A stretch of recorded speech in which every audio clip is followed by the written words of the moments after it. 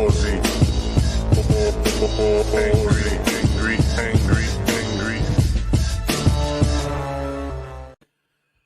And there we go, alive once more. Seeing out the weekend, Sunday evening. I know I occasionally, not occasionally, in most streams, I get people joining in who are in very different time zones, where it will still be in the AM realm of Sunday. But yes, if you're in Australia and you're winding down the weekend, I hope you had a good weekend. A pretty relaxing weekend, and by relaxing I mean lounging about, doing not a goddamn thing. And did go out for dinner last night because that's a thing we can do. Still feels weird that that's a novelty. Going out is a novelty. Weird, very weird times. Hello, Justin and Mr. Graham Gregory. If you're still there, I noticed you put a comment before I actually went live. But I'm here now. I still see places that are overrun with COVID, like in America. Still see disturbing signs about people not taking it seriously and going out, and it's absolutely mind-boggling. But denial is a freaky thing, quite honestly. Very, very freaky that people can reject observable reality and carry on in a fantasy land where they are the center of the universe, and quite regularly where they are among the most privileged people on the planet, and yet are determined to declare that they are somehow a victim. Things are against them. Life isn't fair. They're being victimized. It's just like, you're fucking not, but anyway, it's. I guess that is one of the occupational hazards of interacting with humans. And yes, Justin, I'm aware that our relative COVID-free status would make a lot of people jealous. I mean, rightly so. I mean, there's a few places. There's us, New Zealand, a couple of countries in Southeast. Well, I don't think anything much is happening in China anymore. And who else? I think Vietnam and South Korea did fairly well and continue to do fairly well. I could be wrong, but I think that's the case. So yeah, there's really only, maybe half a dozen countries in the world that aren't copping a beating from COVID.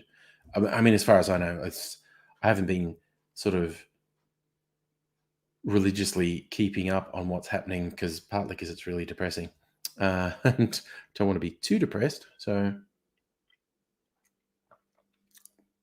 yes, Justin, a big thing in our favor was being an island.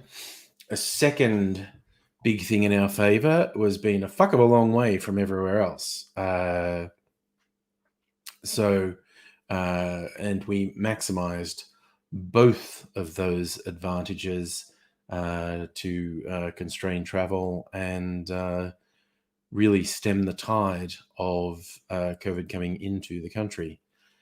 And it's like our only problem now. We are allowing people into the country. A lot of people go into like enforced hotel quarantine. Some people are given exemptions, and that seems to be an extremely high risk thing to do. We're going to keep having little outbreaks. I mean, available evidence is we will probably keep having these little outbreaks, keep containing them, and then eventually there'll be a vaccine distributed widely enough that things are more or less under control. Although one would be wise to not take too much for granted. So,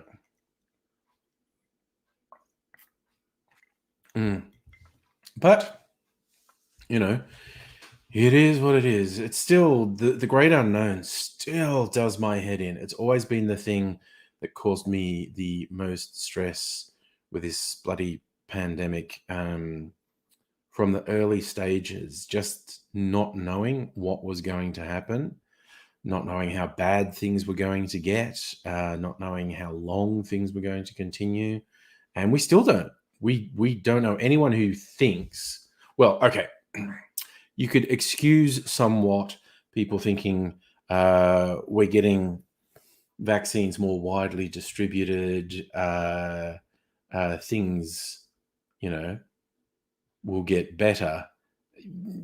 There's no guarantee, but I mean, well and truly excused for thinking, well, surely things are going to get better now. It's just because there are a number of variables we don't know. I mean, I hope the world chooses to follow the simplest path and we get sufficient levels of vaccinations and there aren't any really over the top mutations of the virus that render the vaccines useless and send us back to square one, and things do look better in 6 months, which is a long fucking time. Still think things are going to be worse for at least a couple months, if not all year. But we shall see. We shall see. There are way too many variables to make an overwhelmingly confident prediction of how things will go. And I mean, it's, in my mind, it's like a good indicator of people you should take with a grain of salt.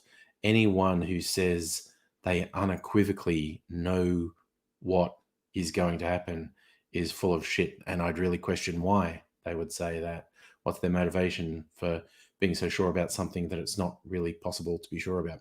So Lumi and Kirsten, hello to the pair of you aliens.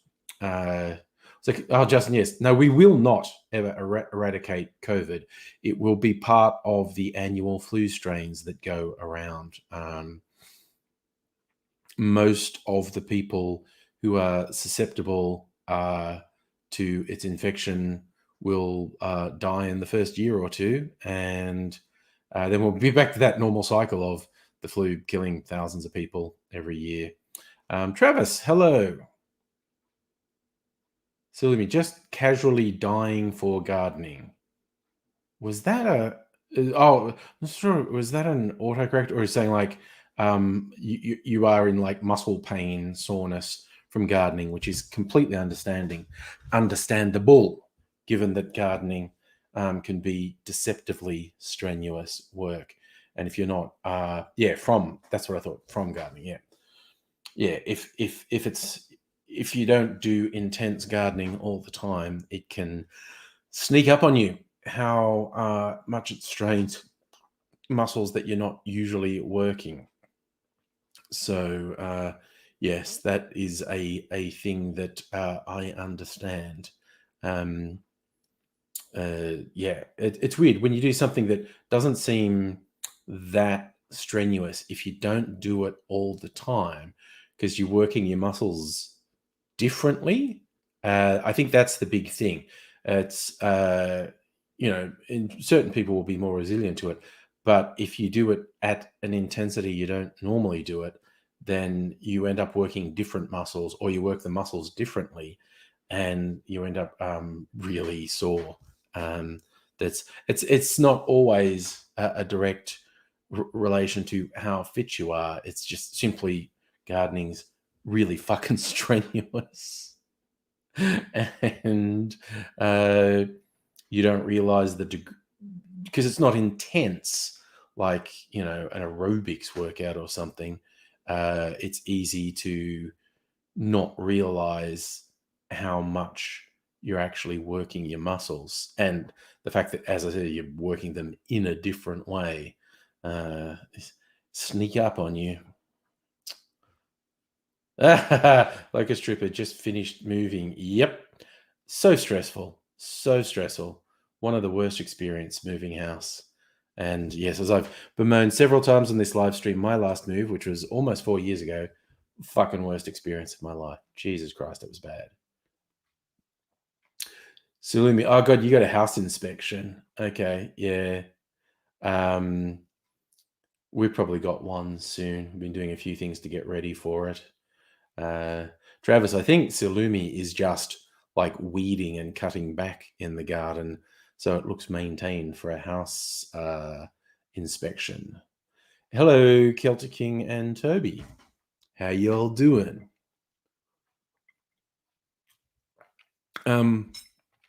Don't know if we're going to see Aidsy tonight.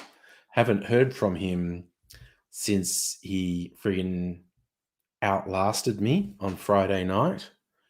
I just kind of hit the wall at midnight or just post midnight, and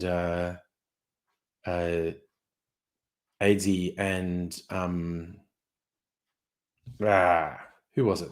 There was someone else in the chat, and they were having a really spirited conversation, and like it was a really good conversation. But it's just like I can't stay awake. I can't stay awake. I have to cut you off because I'm killing the friggin' stream now because I'm tired. Oh yes, Kirsten, I was in awe of you doing that move in the middle of the sort of Melbourne second wave stage of the pandemic. That was full on. Oh, Justin, you've been investing in the stock market. I hope that works out for you.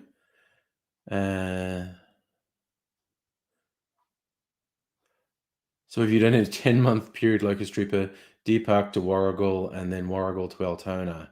Yeah, on the one level, well, doing it twice in a year sucks, but on the one level, that I would hope the second move would be a bit easier because you haven't had enough time to get really settled and have a bunch of shit.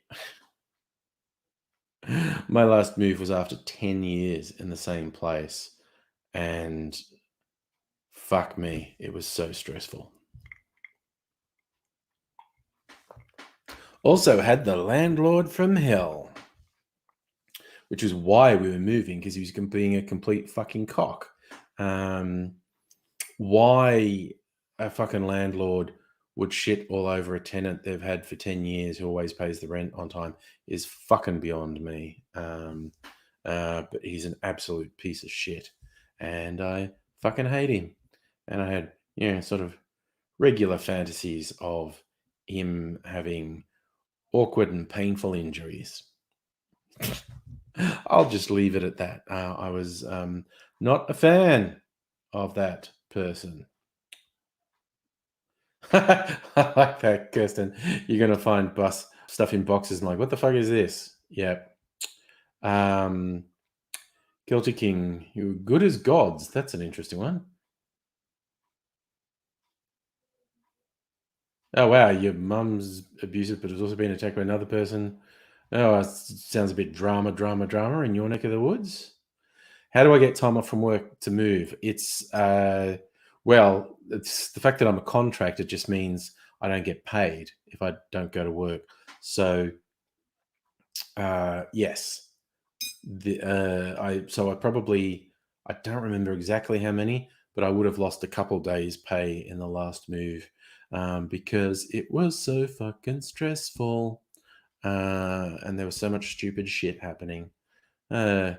Grand Creepy, thank you for asking. My date night was very good. We had a nice dinner at a nice place. Had a couple of nice drinks. It's nice having someone else make drinks for me. I like making my own drinks, but it's kind of fun when someone else makes the drinks for you.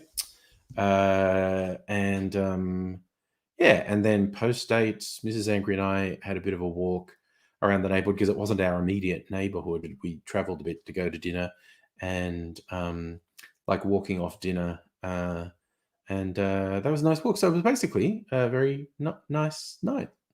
I did enjoy it. So you get leave entitlement for moving every 3 years because government, yes. Oh, you get access to long service leave this May. Nice. Being a contractor, that's not a thing that figures in my world. Although who knows what the future brings? I'm getting old. Maybe if someone offers me a permanent job, I'll take it. I don't know. I've had enough swanning around being a contractor, but I need a decent offer, essentially. Local stripper, what did my landlord do? He was a fucking piece of shit who was always complaining. He would just always complain. You're not keeping up the property. Oh, you did that. Oh, you did that. And I was like, fuck off, dude. We're fucking living here.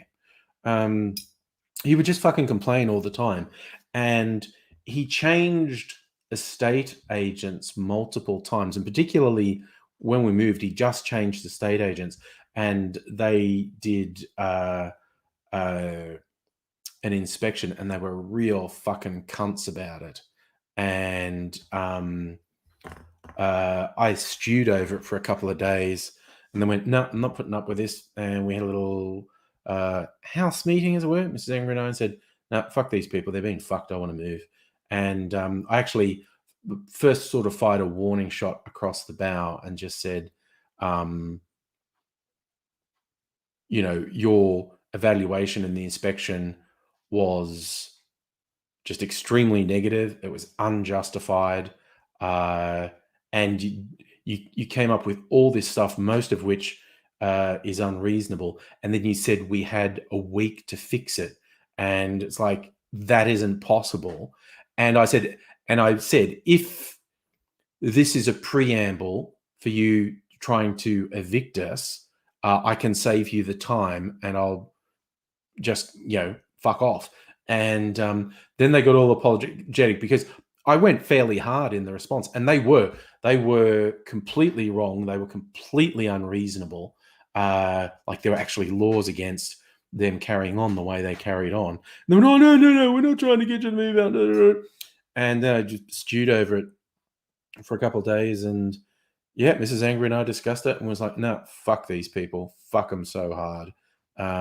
They're just going to be assholes. And it's just, to me, it's contemptible. Someone who's been your tenant for 10 years and always paid rent to just be this much as a piece of shit. And because the landlord would change estate agents. And this last one really convinced me. He was changing them because they weren't being mean enough to us. And I think it's like when he said, oh, you've got to make him. And I think the estate agents were actually saying, we can't really make him do that. And I don't know why you're so worked up. Like, these are really good tenants.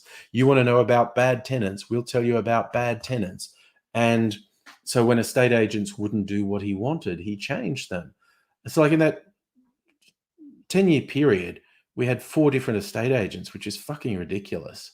And and these last ones, they were fucking pieces of shit to the end. And they tried to make this massive claim against us, not just not give us back our bond, but to make this massive claim for tens of thousands of dollars. So we had to go to VCAT, to court, essentially, and fight them. And they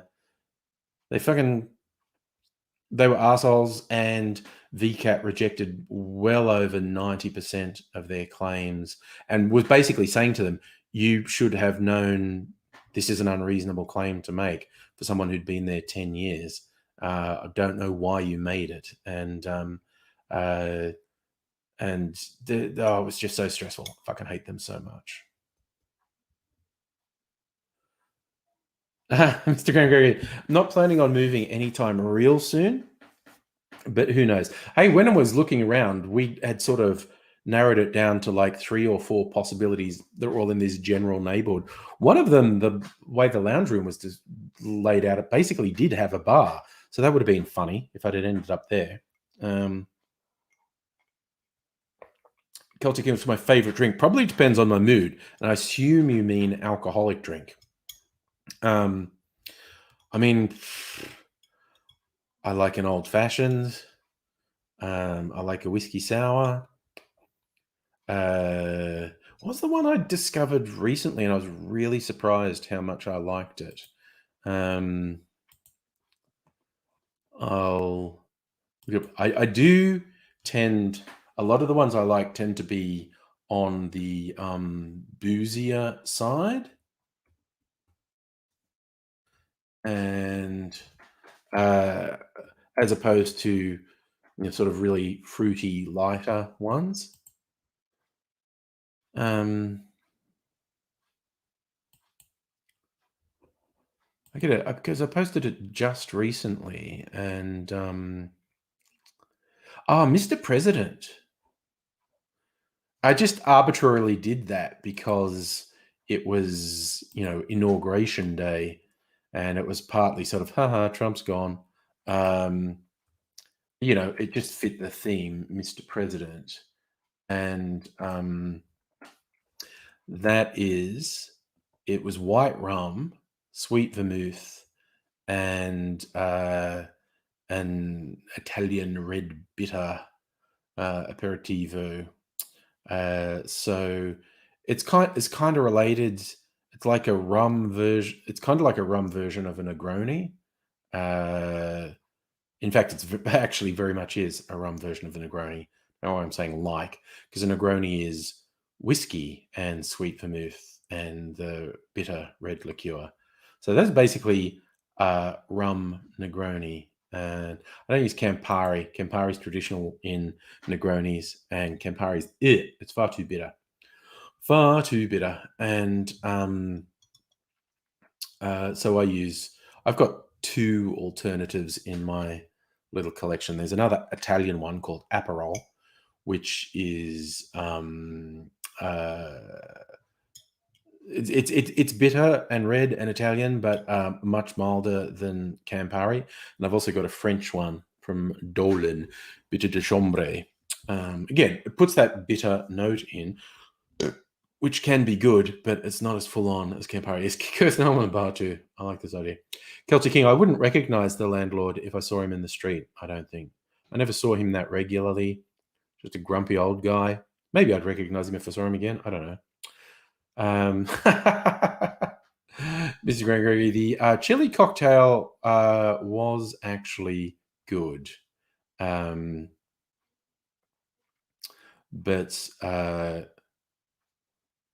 it's yes, as you say, we've got to be careful for AIDSy because real chili will actually close his throat up. We should get an idiot building manager. No, we never really had to deal with the estate agents or a building manager or anything like that very much. It's just, I just have a fairly low opinion. We've never really had trouble with either the owner or the estate agent in this place. Like I said, we've been here nearly 4 years. And it's good. I mean, virtually the only thing the old house had going for it is that it was comparatively cheap. Like, it was like, this place is better in every measurable way and also has many more rooms. Like, that old place was really only 2.5 bedrooms, and this is 5 bedrooms. We use one of the bedrooms as like an office spare room type thing. It's where I used to shoot videos. But this place was like 50% more expensive to rent, but I soon got used to paying the extra rent, and it's fucking worth it because I'm so happy here.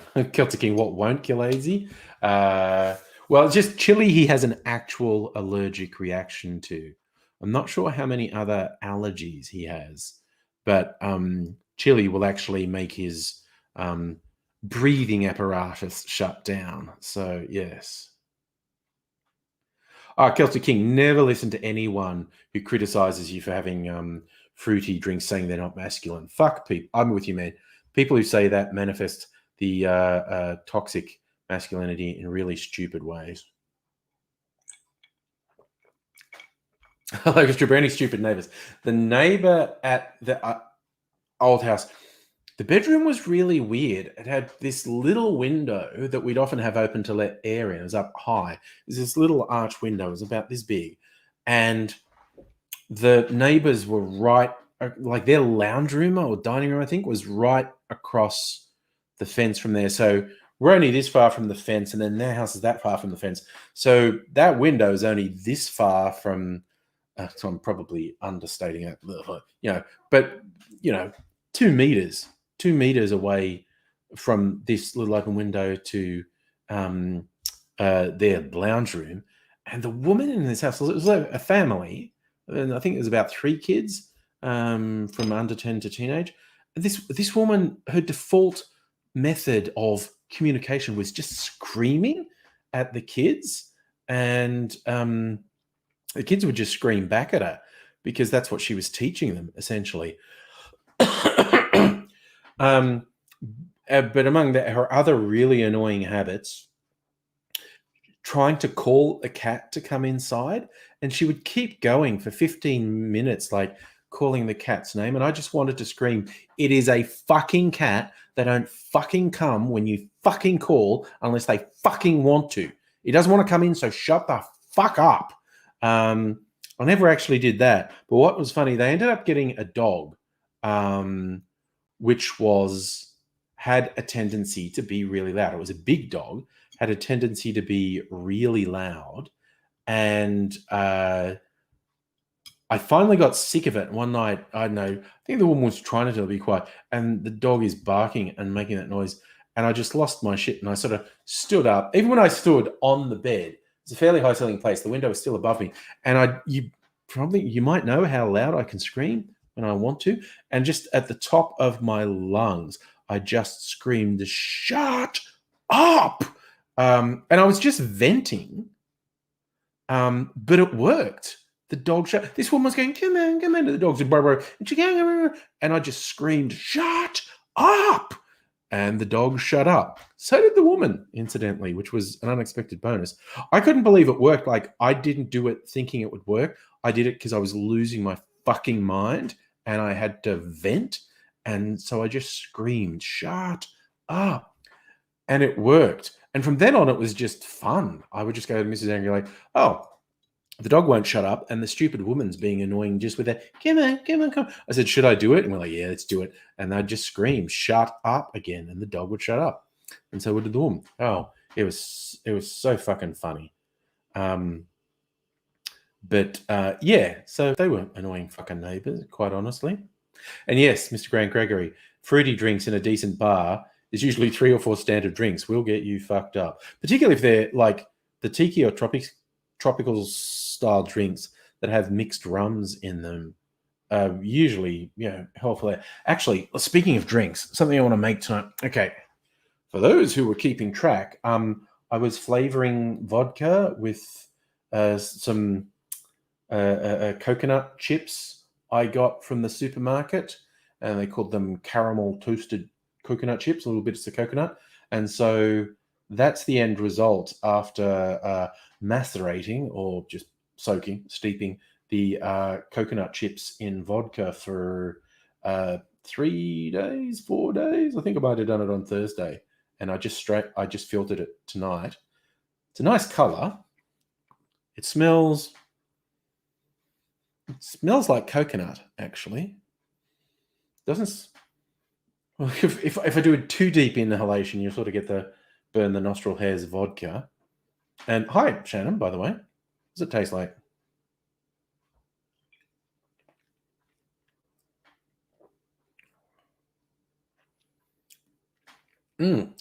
Still tastes like, not particularly refined vodka, because it's like Smirnoff, which is not what I'd recommend as a drinking vodka. It's a mixing vodka. But I'm going to make a drink with that tonight, because sometimes the drinks that are a little bit rough on their own really mix quite well. And no, Celtic King, I never confronted the neighbor, because that is, in my experience, a recipe for unhappiness. If it gets to the stage where you have to have a face-off with a neighbor, it almost always just gets worse. That's when you've sort of trained Opie to come when called. Sometimes he's an asshole cat. Walks within eyesight and sits and stares you down. Yeah, but that's the thing. A cat will come if it wants to come. And if it doesn't want to come, it's not. So this woman would spend 15 minutes calling the cat. And it would, oh my God, it would drive me insane. Anyway, I'm going to see if I have a good coconut rum recipe in here. Let's see, does it have a cold coffee? Cocktail gear, cocktail essentials. Cook.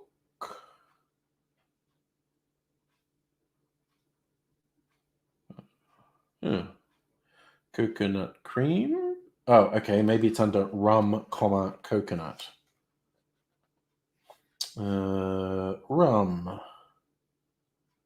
Rum aged, cane-based, Cuban, Jamaican, Demerara, Jamaican. No, they don't have anything that calls coconut rum in here. Good evening, Safa. Kirsten, some new laws passed in Victoria with regards to rentals. Toilet and locks need to be functional, and the house needs to be certified by plumber and an electrician every 2 years. Ooh, this house might have a problem with an electrician, actually. I think there's something weird about the wiring here. We actually just had a plumber because there's one toilet kept getting blocked up, and we saw it was backing up. There's like an outlet thing that nasty stuff was coming out of. Plumber came and he found there were tree roots in the drain. Shannon, when have I ever been averse to slightly odd requests? Right, so I'm going to do coconut rum cocktail and see what the internet serves up. Pineapple coconut rum cocktail. Of course, the pina colada.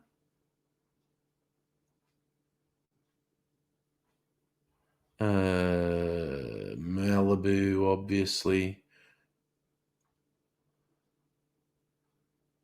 Pineapple coconut rum. Oh yeah, we could do a Mai Tai, of course. All right. What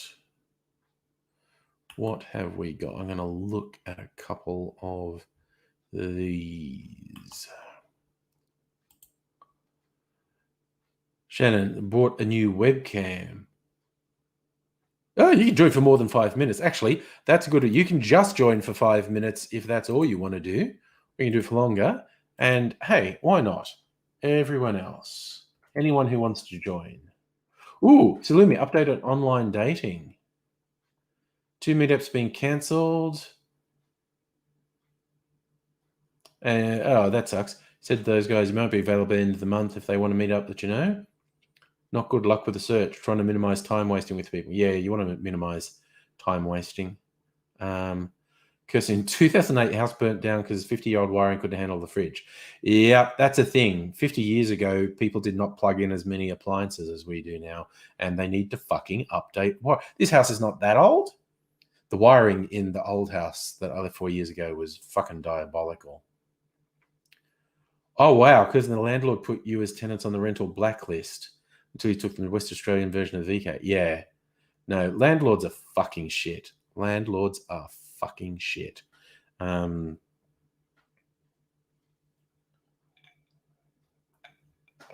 Here's the thing. There should be no incentive for people to have more than one property. And here's Papa checking out the new webcam. How's it going? Good. How are you doing, Matt? Good. Is there any echo coming through? Not an echo. No. When you first came on, there was a tiny bit. And there is a funny noise that sounds like a radio in the background.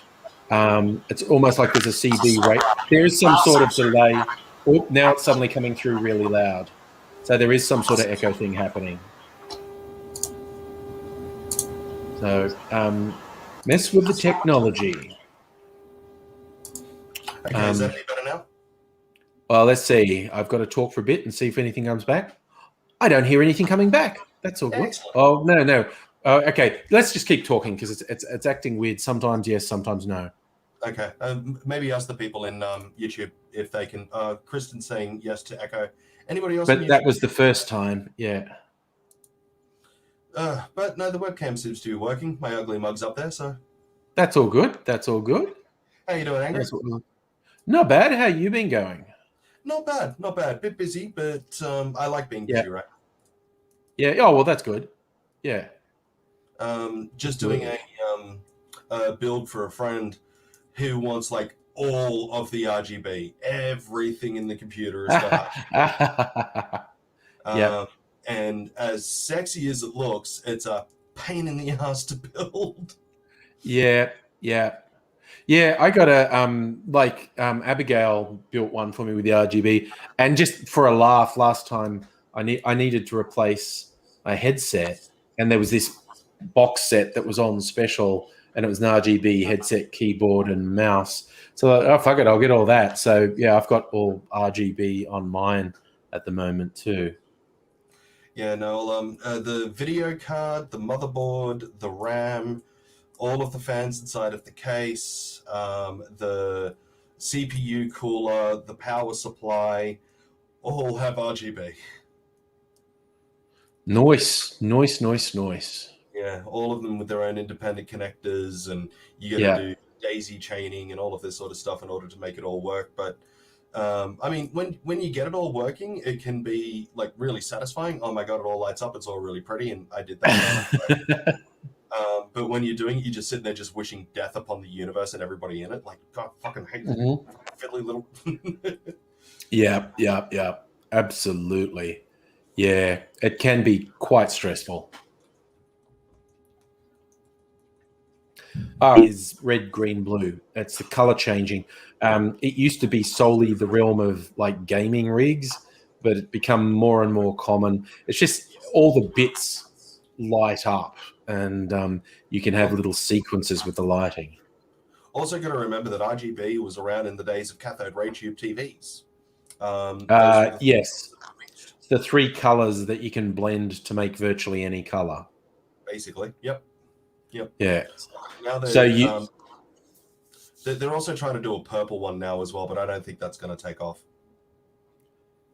Ooh, who knows? RGBP. Okay, I don't know that it's actually necessary. That might be doing something for its own sake. Yeah, no, this cam's like up and down with the aperture and all of that. It's weird. Oh well, it's probably got some auto setting that you need to find. Most likely, it's a Microsoft webcam as well, so yeah, we know it's not going to work very well. Silumi, I'm a hoe for purple. I'd be into that.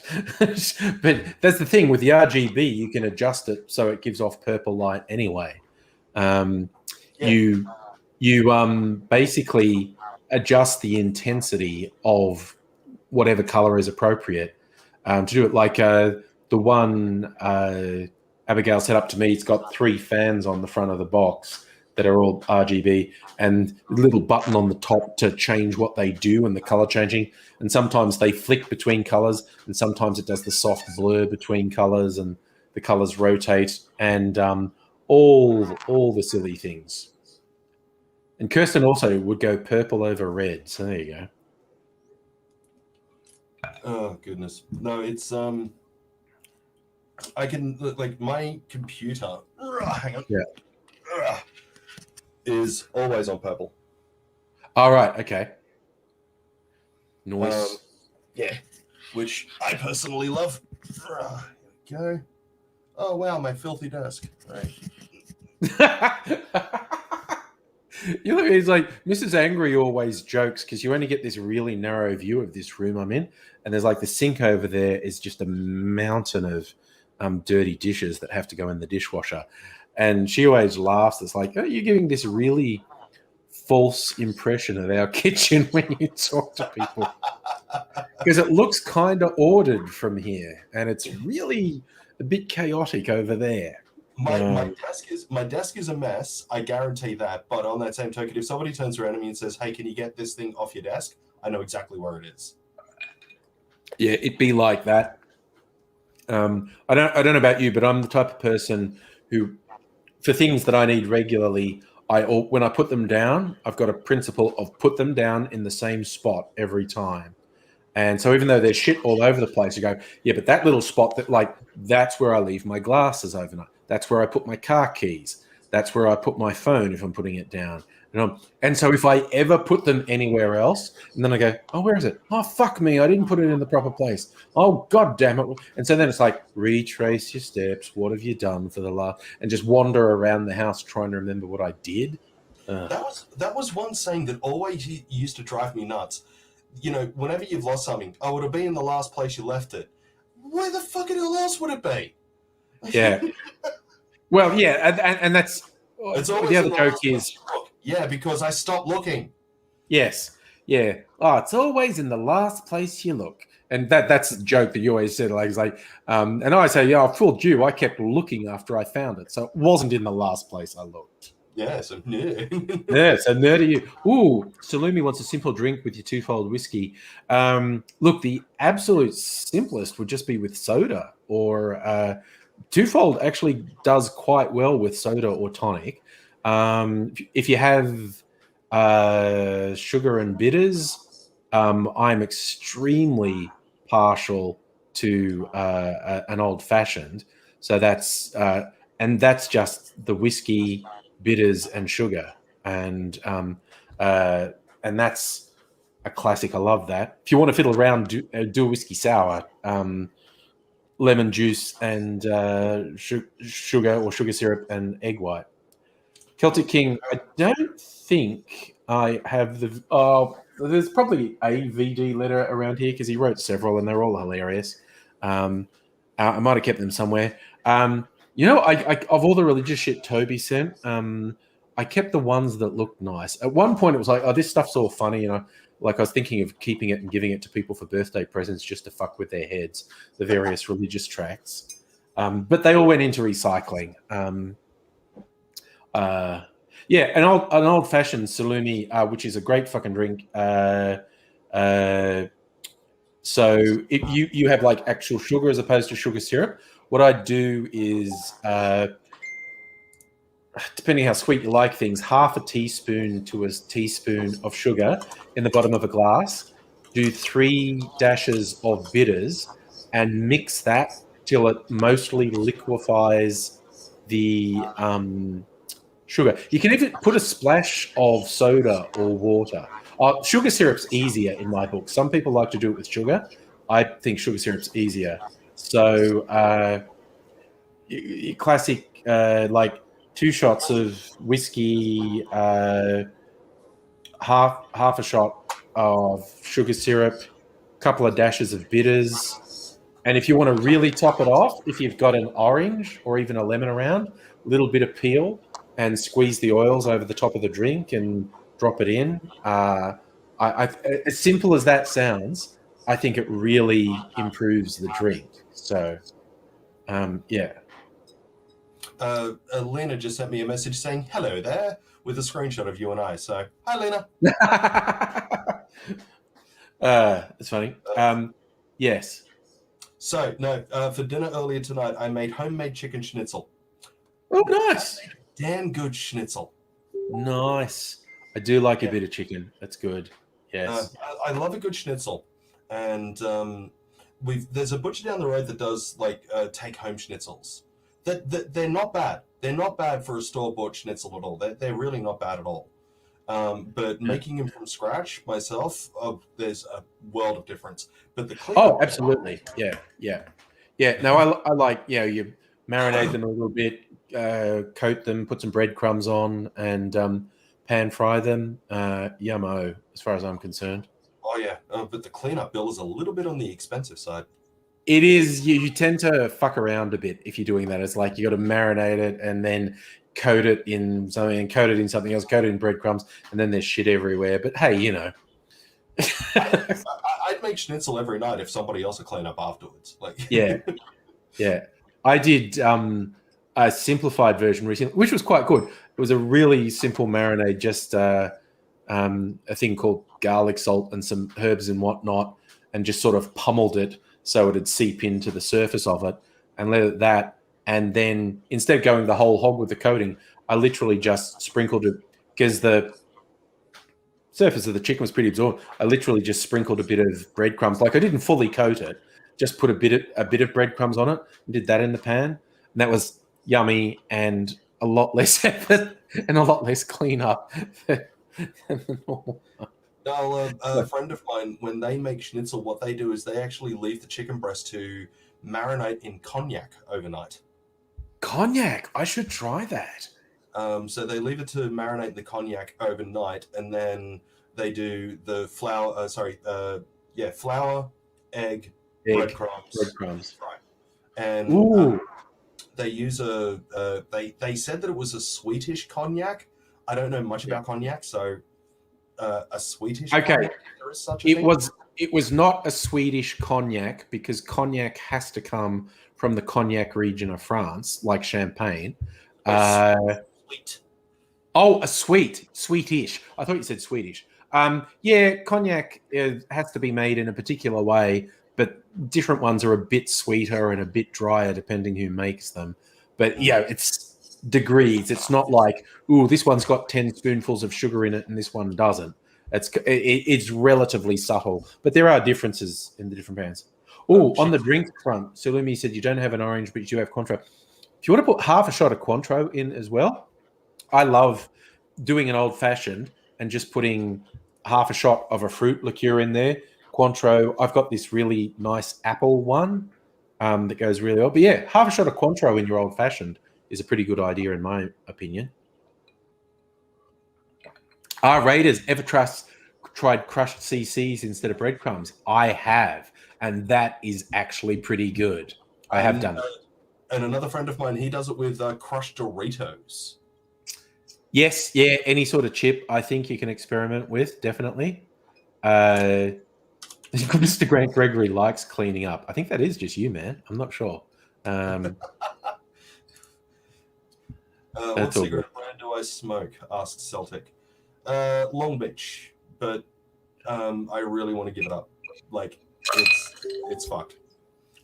It's absolutely fucked. There's not a lot to recommend it, to be fair. It's really hard to turn around to somebody and go, yeah, no, this brand of cigarette is really better than the other, because it just feels evil. Yeah, they're all pretty. It's like cigarette companies basically said for years, and they particularly pitched this at women, that menthol cigarettes weren't as damaging, and that was a complete lie. It was just different flavors put in them. It reminds me of an episode of Family Guy where Roger the alien's walking through and he's smoking a cigarette, and they turn around and said, "What have we told you about smoking?" And he goes, "It's a menthol, so it's healthier than an apple." Yes. Well, that was virtually how they advertised them for years. Yeah. Mr. Grant Gregory likes to do cornflakes, Doritos, and panko breadcrumbs all together on a chocolate. Man, that sounds good. Good. When making the schnitzel at home, I always use panko. Always. Yeah. Just the lightness of those panko breadcrumbs is really good. And there are some packet ones at the supermarket that I experiment with because they have a whole bunch of flavors in them. They call them like schnitzel mix. This one will have garlic, or this one will have a cheesy flavor in it. And I'll mix them with panko sometimes. I like the consistency of the panko and the taste of the other one. The one thing that I was taught from a friend of mine that was a chef for a while is that you can put flavoring into the breadcrumbs. It can come through. But what you really want to do is flavor the chicken or the protein inside of the crumb. Yes.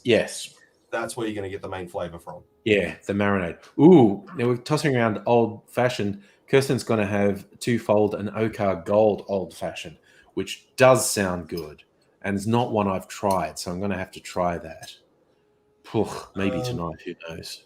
Celtic, how much does a packet cost me? So I get packets of 30s, and they're $45-ish. God damn. I still remember when I was a kid, my older brother sending me across to the shop to get him a packet of cigarettes, and they were $2. Fucking hell. I remember when I first picked up smoking when I was a young, idiotic teenager, buying packs of 25 for $5. Yeah. Good on you, Grant. Yeah, no, look, it's one of those things. Kicking, like, people talk about quitting smoking all the time, right? Yeah. Now, I have read all of these different things about ways to quit and all of this sort of shit. At the end of the day, you listen to like rock stars and stuff like that who have kicked meth and kicked heroin and kicked cocaine and all of that. And they're like, all of that was a breeze to kick in comparison to trying to quit smoking. Yeah. If you are heavily fucking addicted like I am, unfortunately, it is an absolute shit to quit. It really is. Oh, I'm just getting a... In Eastern Europe, a pack of smokes is still $2. Yeah, Safa, a friend of mine that lives in the States, they buy a packet of 25 smokes. I think it's for $7 US, which is about $10 Australian. Land of the free. Yeah. It's all tax. And in fact, in terms of cigarettes, I'm completely on board with them being prohibitively expensive. I'm a smoker, and I actually support it. Provided that the money, like when they first started introducing these levies on smokes, they said that it was to go into the healthcare system to help with smoking-related illnesses and et cetera. So provided that the funding is actually going there, I'm all right with it. It's like, and Kirsten was pointing out she actually worked for Philip Morris at one point and now works in booze. She feels less bad about booze. Well, there are safe levels of drinking. There aren't safe levels of smoking. And in all honesty, the alcohol industry has been far less evil than the cigarette industry over the years. Not without evil, but less evil. And it's like the super tax on spirits, I think, is going a little far in Australia. And again, I'm not that averse. I thought the super tax was only on the premixes, not on the spirits themselves. Notes on spirits, and it goes up every 6 months. Oh, is that yeah. And I think they've gone a bit over the top with that, and that should be revisited. But again, same deal. I think some level of taxing on alcohol is warranted because of the social ills alcohol abuse brings in. Grant says you can't marinate a steak with a cigarette, but you can with scotch. You know, Grant, you could marinate your chicken in cigarette ash. I just don't think it'd taste very good. Yeah, you can do almost anything. It's like someone like, you can drink that if you want. Man, you can drink lava if you want once. Once. Oh goodness. Yeah. No, it's one of those things. Like I'm a smoker, but like this is the only room in my house where I smoke. Everywhere else in my house is non-smoking. Oh, that's good. That is good. And that is because the window that you can't see that's behind me is wide open all the time. And I use a ashtray that's actually got a lid to help, hold on to that shitty smell of an ashtray type thing. But other than that, I smoke outside. If I'm in the car, I don't smoke. If I'm hanging out with non-smokers, I walk well away before I light up. I understand that it stinks to high heaven. I understand that people can't stand it. I understand that some people who have quit smoking, they're around somebody that smokes and all of a sudden they get the cravings, and I don't want to do that. Oh, yes. Yeah, so, very stressful for people who've given up. Oh, yeah. My wife kicked it when we first started dating. So, 15 odd years ago now she kicked it. But every now and again, if she's having a couple of social drinks, all of a sudden she wants to have one. Yeah. Hey Abigail, how you doing? Oh, is Abigail joined? Hello, Abigail. I've decided what I'm making with my coconut vodka. I found a recipe for coconut aviation. If there's a law against smoking inside of houses in Australia. Safa, there was a push for a while to try and stop people from smoking with children in the house under the age of 18. But that has not been passed into law. However, it is illegal to smoke in a car with somebody under the age of 18. So, yeah. I think trying to impose laws on how people behave in their house with smoking is a bridge too far. It's a bit infringing. Yeah. I think we should encourage people not to smoke indoors if they have kids, but actual, legal strictures is like, oh, I'm not sure I want to go there. Yeah, it starts passing a bit of a line there, that's for sure. Kirsten craves cigarettes when wine drunk. A lot of people, the social settings will make them really want a cigarette. It is one of those things. A friend of my father's, he quit before I was born. So over 40 years ago, he quit. Yeah. And every now and again, when he's out and he's having a glass of wine with his wife, he'll still have a little craving. Yeah.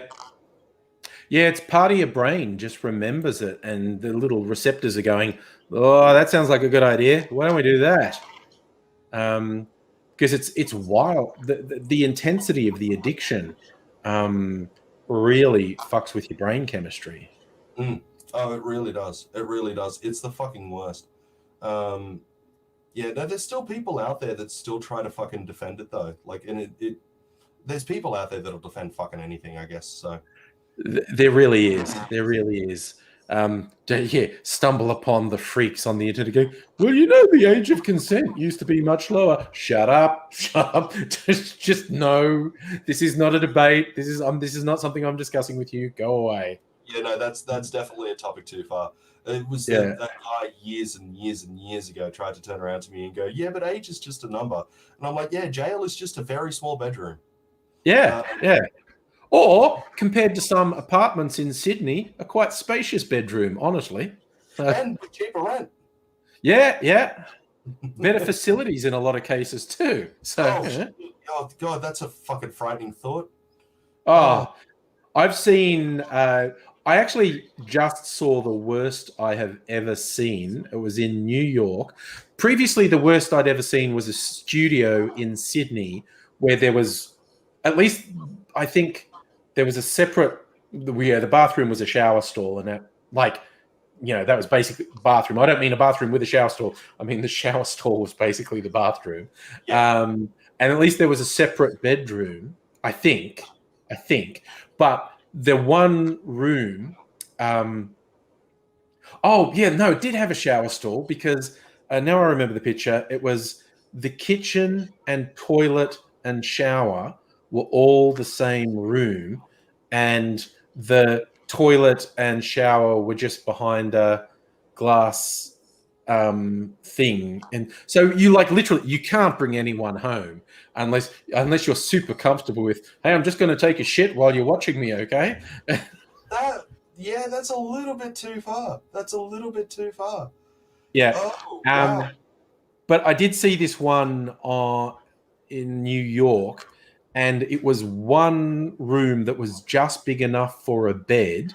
There was a single toilet down the hall to service the whole floor of this apartment, and then a single shower stall was the bathroom for the entire floor. And it was not cheap. That reminds me of uni. We had one major bathroom for the entire fucking floor. That was showers and toilets in the same room as well. Yeah.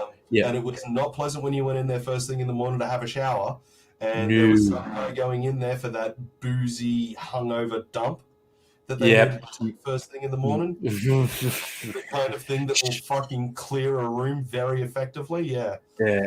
And made all the worse because of the humidity of the hot shower, Yeah. No, shared bathrooms, shared toilets are the worst thing in the world. Look, my wife and I, we've got an ensuite in our master bedroom, and we've both got a rule. If we need to pee, fine. Anything beyond that, there's another bathroom, go to that. I do remember we have an ensuite in this house, and I do remember when it was probably our first night, one of the first nights here, because we didn't have an ensuite in the last house. Mrs. Angry had gone to the toilet in the middle of the night and had to do a poo. And when it went splash, she realized that that was not secret. And she started giggling, and I found it hilarious because I'm lying in bed and there would be splash and then a giggle because she's going, "Oh, this is hilarious. There's not private pooping anymore." And so she was laughing and I was laughing. So it's just like, yeah, it's just a thing that, and it didn't really realize it till using it for the first time. Like, ooh, this isn't a secret, is it? There is a certain level of decorum and privacy that I would definitely prefer when I'm having a poop. Yeah, that's a private time. That's a private time, I think. Very much so. Oh goodness.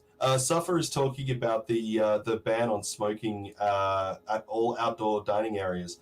That's been around for ages, dude. Yeah, as you said, 2017 was when it became. Yeah. Law. And it's a great law. It's the best fucking law. I fucking love it. I think if you're anywhere like 100 to 150 meters from a door that leads into a place that cooks or serves food, you can be fined about $500 odd. Yep. In Sydney. So, but on that same token, for me, that was never an issue. Even old school going outside so that you could have a smoking area, I never wanted to go to those outside areas. I'd always eat inside, and if I wanted to go and have a smoke, I'd walk well away because this shit stinks. There's no two ways about it.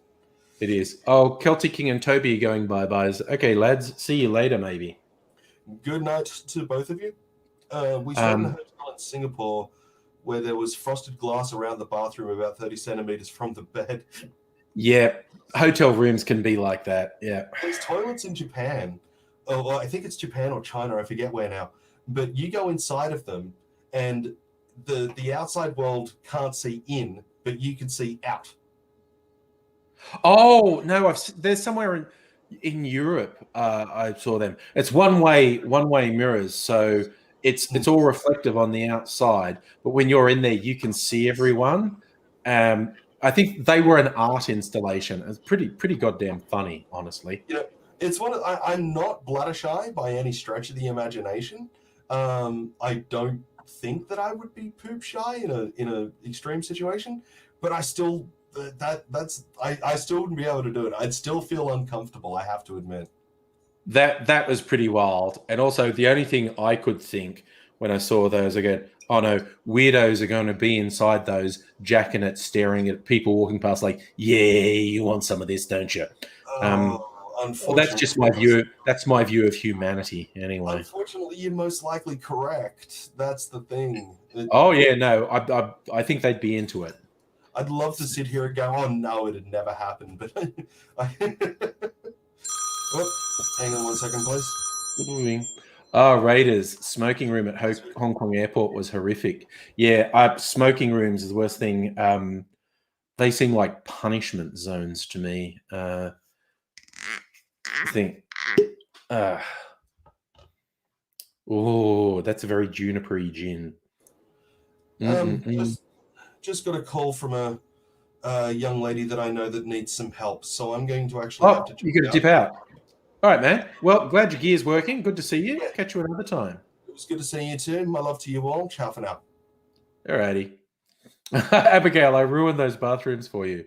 I'm sorry. That was not necessarily the first thought that occurred to me, but that thought really popped into my head that those little public toilets would be dodgy.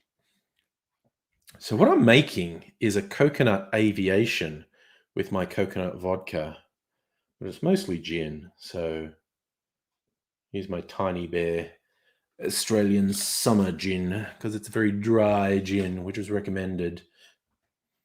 Got that juniper smell for sure.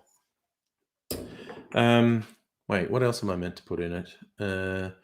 I put the coconut. I put the gin. Oh, yeah, I've had this little bit of creme de violette for ages, which I bought specifically to make aviations. And I've been meaning to use it up. How much is left? It's only it's a bit more than you meant to put in, but only a little bit. So I'm putting that in, and that's my creme de violette finished. from McLaren Vale in South Australia. There you go. This bottle's got a really heavy base. Makes it very stable. Would also make it really good in hand-to-hand combat because you would really fucking hurt someone if you hit them with it. Lucas Tripper, yes. Well, I heard what happened to Aung San Suu Kyi. She's under house arrest because of the coup, unless there was something else specific you were referring to. I know in general terms, she's under house arrest because of the coup. Lemon juice. Gotta get my lemon juice. Which one is my lemon juice? I think it's this one. Let's finish these and squeeze some more lemons and limes. What do I want? 3/4 of an ounce. Well, that's about what I've got left.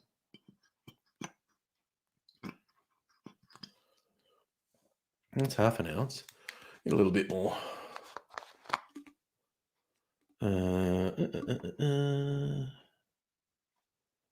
Little bit more lemon juice. There we go. Might be a bit too much. Put a little bit back.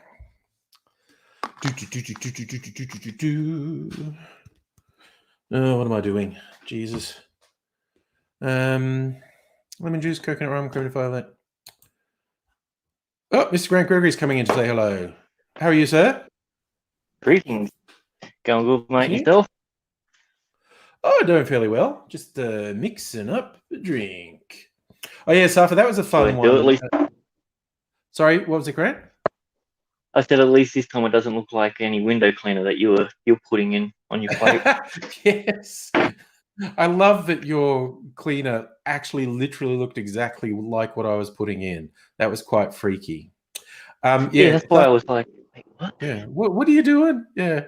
So I was bringing up with the Myanmar coup, there's someone who used to post YouTube videos of them. They're either doing yoga or dancing in front of landmarks, and they're in the capital city, and you see there's like tanks in the background going in. She's in front of the Capitol building, and the tanks are rolling in to tell the politicians that Parliament's suspended, yo. The army's in charge again. Bit of a weirdy, that one. Yeah, it's a bit of an odd one. Whereabouts was that? Myanmar, Burma. Okay. One place I definitely haven't been. Yeah. Yeah. I know some people still want to refer to it as Myanmar still want to refer to it as Burma because they say the military dictatorship are the ones who said the country's name had changed, and I don't want to validate them. I could be wrong, but I think a good chunk of the citizens are on board with the country being called Myanmar now. Could be wrong, though. I still slip up every now and then and calling Zimbabwe Rhodesia, so that's how when I was in school, that's what it was taught. That's going back a bit when Zimbabwe was Rhodesia. Yeah, and that could be regarded as very offensive by people who were actually involved in the civil war. It was such a shame that Mugabe fucked everything up because there is no doubt the regime had to be outed because they were fucking terrible. But yeah, then Mugabe squandered all his goodwill of being, a leader of the revolution to just be one of the worst politicians ever and just fuck everything up. But, well, they did have the world record of the greatest inflation in history. So. Oh yeah, I always wanted to buy one of those $100 trillion bank dollar glasses of milk. Yeah, that was wild. That was like the most over the top inflation since post World War II Germany. It was just like whole wheelbarrows full of money would buy you a loaf of bread type of thing. It's like, Jesus, you've gone to. It's basically the world saying, yeah, we don't actually trust your government. We don't think anything you have is worth shit. Because if we value your currency at all, you'll buy foreign currency with it.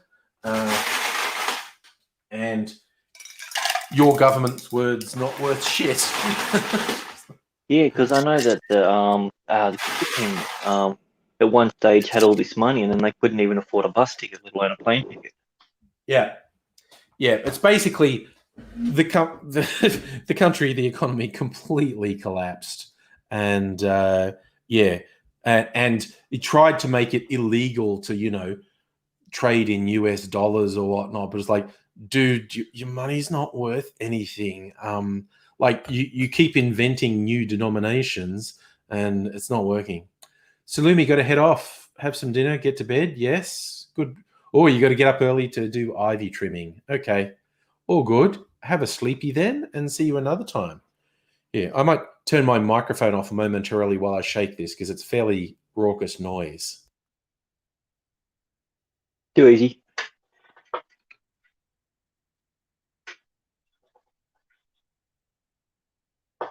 We'll just pretend that there's some sort of Latin music playing over the top, and we'll put in the maracas in the background.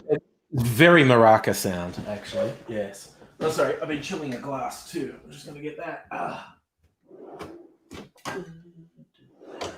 Because I'm a sophisticated motherfucker. So what were the cocktails that you did not have to make last night for date night? There was one an Australian whiskey.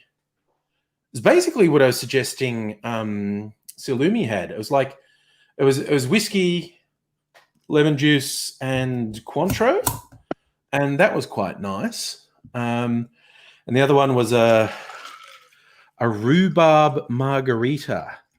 Margarita sweetened with a house rhubarb syrup, a syrup they made in the restaurant. And they were both pretty good. There you go. Oh, I've never had a rhubarb syrup. It's one of those. I mean, I'm not a huge rhubarb fan, except for a bit of apple pie sort of thing. But yeah. So I'd say it's probably really simple. They chop up some rhubarb, put water and sugar and rhubarb on a pot and stir it and boil it all up and then strain it out, and you got rhubarb syrup. It's probably that straightforward what they do. So this is good. It's my coconut aviation. Let's see what this is like.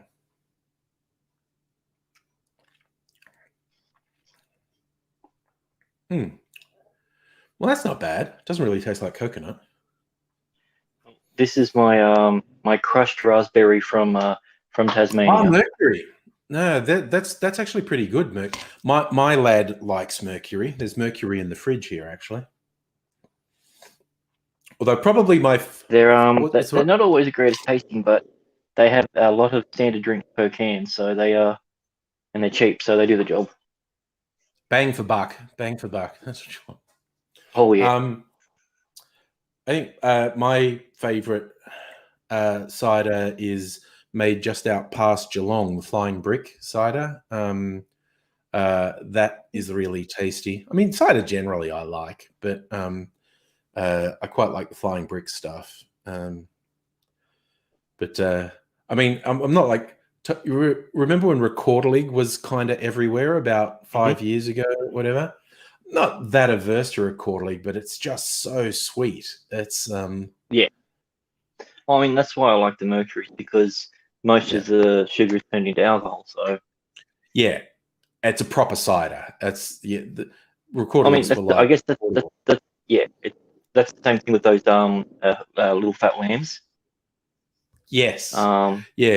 The 1.25 litre ones. So yeah. I mean, they're strong, but they're sweet at the same time. So yeah. No, I don't know. Little fat lambs from the devil. That's very dangerous stuff. You have a couple of glasses, and you're like, I'm not feeling anything. Why am I on a traffic island? What's going on? Where am I? They're clearly aimed at just getting teenagers drunk, basically. Oh yeah. Not even subtle about it. I love it. Kirsten agrees. I mean, Mercury will get the job done. Yeah, they had guarana and all that other stuff. They make it look like an energy drink, and yeah, the more and more popular it gets, the more you can see they just slowly start to push the line between what works for advertising, what. I mean, they have regulations on cigarettes. I don't. I don't see why they can't do the same thing for alcohol when it comes to the design for certain things. There was a fairly strong push to get Little Fat Lamb banned because it was obviously designed just to get teenagers drunk. It's not anything, any sort of adult drink is going to be seriously into. And there is actually laws about alcohol if the design looks like it would be appealing to children. It'll get taken off the shelf. Yeah. It was the same thing in the 90s when they had they were like flavored cigarettes, but they weren't actually cigarettes. They were like like a strawberry leaf sort of thing. Because I can remember those being all the rage when I was in school and everything. And they're like, well, it's not tobacco. I mean, same thing with vape pens and all that sort of stuff. In America in particular, they very much market flavored vape pens at kids. There's no two ways about it. It's like, oh, this is way easier than smoking. And it's like, ugh, no. But I mean, we've had regulations in years for all sorts of things, and over there they're like, here, little Timmy, try this. It's not as addictive. Yeah. Well, we've actually had we've had Duff beer made in Australia twice in the last 20 years. First time it got taken off the market because it wasn't licensed, and the 20th Century Fox, the Simpsons people, sued them into oblivion.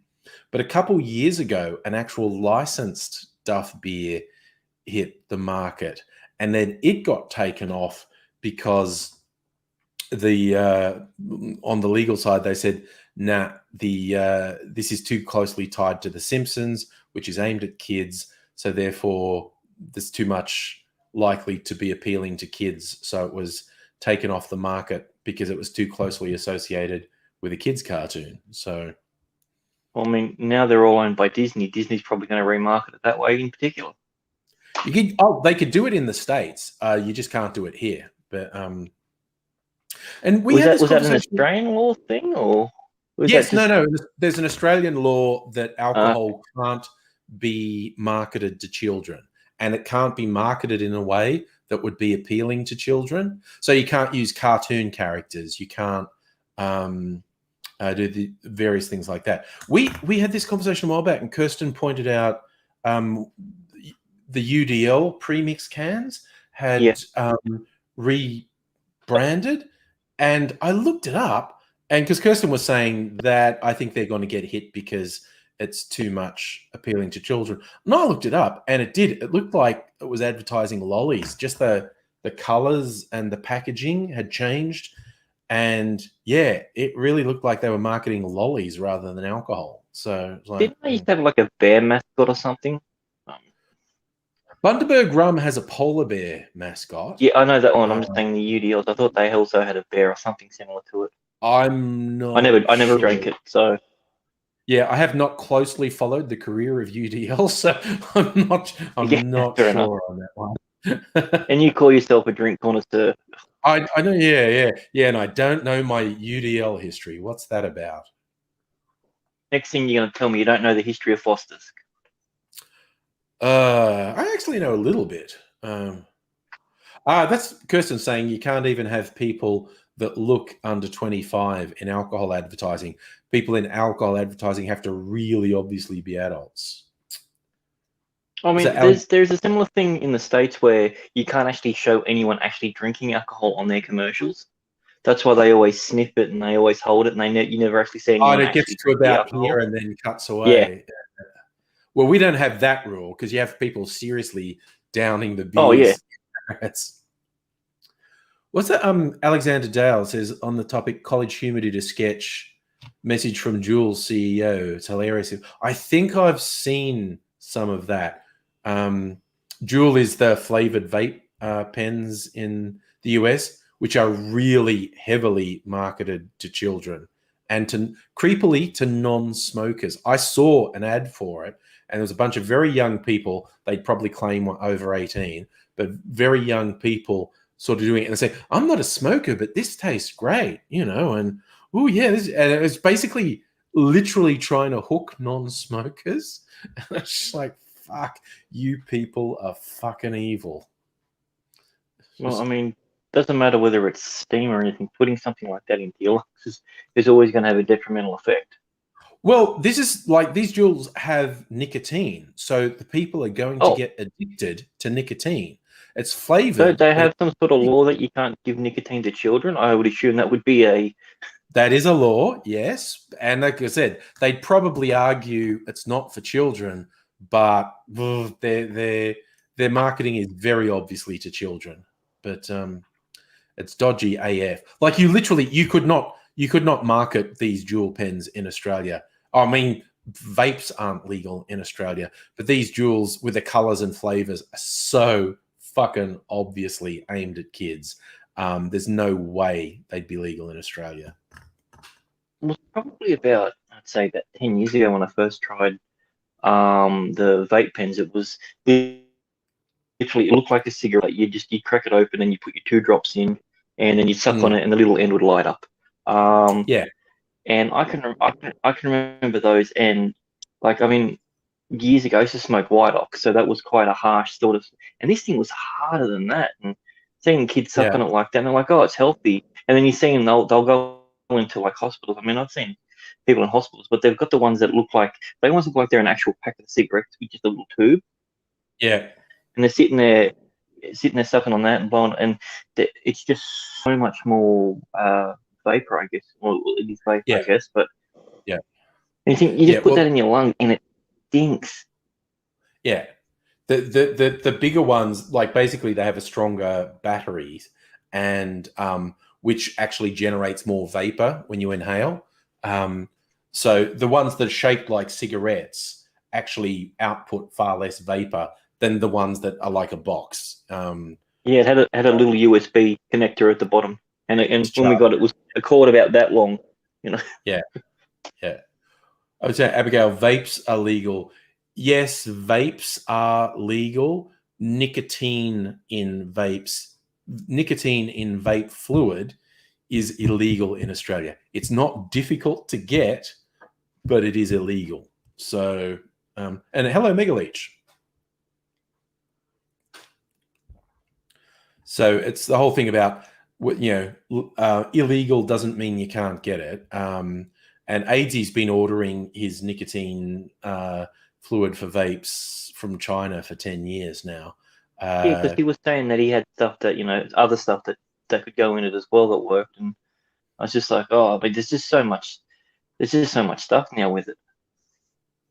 He's talking about different flavors and putting alcohol. Like, I heard about one you can put it's like an alcohol vapor that can get you drunk, but not like really inebriated, but just give you an effect. I'm like, I don't understand how that's possible, but yeah. Yeah, no, technically if you inhaled alcohol vapor, it would absorb through your lungs into your bloodstream. It's a very inefficient way to get drunk because the volumes involved would be very low. But you might get a bit of a buzz. And that's what I thought. Yeah. You're not going to get paralytic because you stop breathing before then. But yeah, you could inhale and get a bit of an alcohol buzz, but not as much as drinking. As much as drinking. I mean, I just couldn't imagine you in a couple of years' time going, I'm going to have a cocktail. Here's 2 drops of this. Here's a drop of that. Here's a drop of that. Here's a drop of that. Here you go. Actually, it needs a bit of salt, Yeah. Oh, there's probably bars in America that do that, in all honesty. Oh, wow. Abigail's saying vodka saunas are a thing. Dangerous and effective. If you were in a sauna and you poured vodka on the rocks, it would absolutely vaporize. And because you're hotboxing in there, you could die. I could see you dying because you think, for a laugh, I'm going to pour an entire bottle of vodka on the rocks, and it would vaporize, and you're in that closed space with a bottle's worth of vodka alcohol floating in the air. I could see people dying doing that. I mean, I would have thought the alcohol would have burned off, but I mean, I can see the logic behind it. Not all of it would, and I guess I guess the danger would be extra dehydration because anything that you're breathing is also making you more dehydrated. Yeah, I'd be interested in the science behind it, but I could see it being a real dangerous thing to do. Raiders looked up. There's a New York Times article about Juul, the vape sticks. They bought ads that appeared on Cartoon Network and other youth sites. They'd be in Australia. They'd be in prison. That's like so over the top. They'd get fucking nailed in Australia. Well, I mean, because I've done a bit of work. I used to do TV commercials and everything, just to get a commercial out there. The like legislation that you've got to go through, like saying something like, "Oh, we're the best in our region." You actually have to provide an award, and it has to be noted like say stuff like that. And the fact of the matter is that they can advertise this sort of stuff. Like we did a local commercial, and it had a young girl in there, and they had to make sure that the young girl was above a certain age so they could show it around the news time. That was the time slot they were going for. Yep. And then so like we had to prove that person was that. Like, I mean, in their advertising stuff, I don't know how it gets past.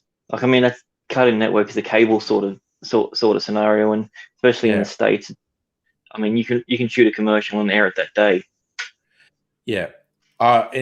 In the States, they play pretty fast and loose. But even here, like, okay, one thing that bugs me, it's not physically dangerous as such, but the advertising of beauty products that is obviously complete lies.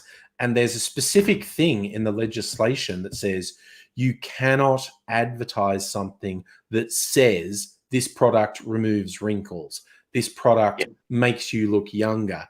And they regularly flout that. And I found a response, like someone saying, like, why don't you prosecute these? Like, there's so much bullshit advertised. And the authority responsible said, oh, we're so understaffed and overworked. We kind of just go after stuff that we think is going to kill people, because there's stuff getting advertised that when we look into it, we think it's going to kill someone. And so we go after that. We only have enough resources to go after that. And I was like, God. But we'll make sure that the multi-billion-dollar corporations are okay. They can get their stuff through. That's the main thing. But also it reminds me, you'll notice like Chemist Warehouse shops, they have that big banner out the front that says in big letters, the cheapest chemist in Australia. And then you look closely, and at the start, it has in really little letters, is this? And there's a little question mark at the end. So it's like, is this the cheapest chemist in Australia? Question mark. And that's, I'm amazed they haven't been prosecuted for that, but they go, oh no, we're not saying we're the cheapest. We're asking the question, is this the cheapest chemist in Australia? Well, funny thing about chemist is you can actually say you are a good chemist or anything like that, because chemist actually refers to the person behind the counter, not the actual store.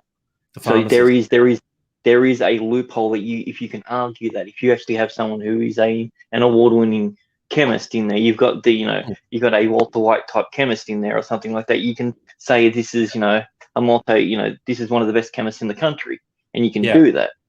But it's why you never see stuff like or they'll say something like, we're the #1 pharmacy for locals, and then it'll have underneath according to a survey conducted by their own company.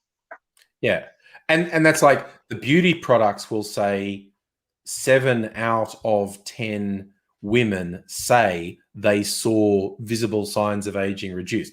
They are categorically not allowed to say this will make you look younger, but they skirt it by saying, well, 7 out of 10 women in the survey that we conducted said they saw changes. And it's like, oh, dude, that's so dodgy. It's like the old toothbrush thing. 9 out of 10 dentists do it. You're like, where's that one dentist that's always giving people shit about toothbrushes? Yeah. Dentists will just slap you if you say you're using that toothbrush. Yeah. Or they'll use words like it's anti-aging like, or similar to, like you say, like like yogurts and anything that's not a yogurt, they'll say Greek style yogurt. It's not a Greek yogurt because it has no acidophilus or anything in there. They'll say Greek style. It just tastes like Greek yogurt. Yes, it's but not people Greek don't see that because it's like Greek style. Yeah. Yep. Oh God, this is Abigail saying, I refuse to go to Chemist Warehouse. However, the girl I'm seeing works at one. Awkward. Oh no. That is awkward, definitely. Well, I guess she just waits out the front for her then. Doesn't technically go in. You can still maintain a relationship, you know. Alrighty, I'm going to put some things away while we're talking, so my bloody desk space isn't totally overwhelmed. I'm really tempted. Oh no, it's 9:30. I'm not going to have another drink. I was really tempted to make the Ochre Gold old fashioned Kirsten was talking about, but I don't think I will. Was that the one with the orange syrup in it? Cointreau. A Cointreau. Ochre Gold is this Australian product. It's this, which is one of my favorites. You can tell I'm running a bit low. Probably going to have to order something from them soon because it'll take a little while to arrive. It's a herbal liqueur. It's got a lot of Australian botanicals in it. River red gum, strawberry gum, peppermint gum, Geraldton tree, angelica root. It's also got some traditional stuff like gentian root and juniper in it, and orange peel. So it's like a herbal liqueur. It's really good. I had like a salt bush liqueur. It was quite nice. I only had a small sample of it. Yeah. It did maintain a little bit of the saltiness, but it was a relatively low alcohol one. It was more of just a liqueur than it was a spirit. Yeah. It wasn't too bad. Yeah. A lot of Australian distillers incorporate stuff like that. Australia, we've got that much stuff that you can't eat. It's poisonous, everything. You're like, let's turn it into grog. Yep, distill it, filter the poison out, and get the flavor. Speaking of the salty things, one of the gins I have from Applewood, they call Coral, because one of the plants they used in the distillation is this waterfront sort of, I guess it's a succulent type plant, but it tends to absorb a lot of the salt from the sea because it grows along the shoreline, and they use that in there, and they said it brings this slight saltiness to the gin. So the Australian distillers are always experimenting. It's like, here, try our new mangrove flavored gin. Yeah.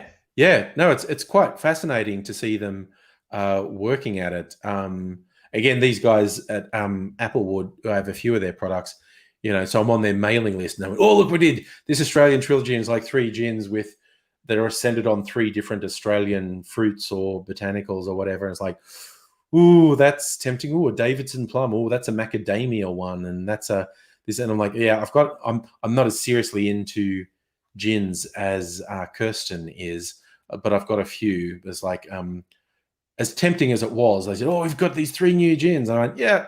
Oh God, no, I don't drink that much gin. I don't need another 3 bottles of gin.